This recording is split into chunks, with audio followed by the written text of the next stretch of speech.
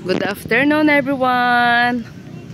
Welcome to my channel, Vlog.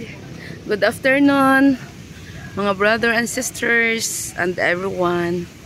Nandito po ako ngayon sa Pangasinan, dito sa Santa Maria San Jacinto, Pangasinan. At nag-attend po kami sa kaming mga workers, the presiding elder of the Gospel of Christ, Apostolic Doctrine, Pentecostal Oneness, security number 00545570, the National Worker Convention 2024. Ang pamagat po ay Unity Builds Up, Matthew 12:25. Praise God. At nandito po sila. Thank you. Ayan po sila. Ayan po. Dito po kami sa bahay ni Sister Esther.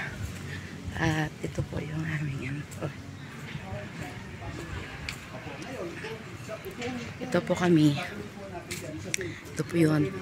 Yung flag na po yun ay yan ng Canada, Israel, US, Italy, and Philippines. Ayan po yung aming logo, yung Gospel of Christ. Tapos nandito po sila ngayon.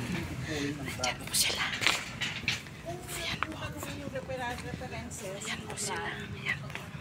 Walang references yan. Back then, National workers. Ngayon kung pinagkaisahan sa lupa. Ayan po yung mga isa sa mga elders namin. Back then, Brad, Ayan si Sir Pala. masabi ko lang sa'yo, it's up to you whatever you think. Pero, nung nandoon ako sa Baler at tumagal ako sa Baler, we used to do that. Ngayon, anong management na nag-flies out kayo? Yan po si... For the whole Philippines, para-pareho. Yan po si Mrs. Balagot. Katabi niya. Trying to ang... Ganito po yung sagutin ko po.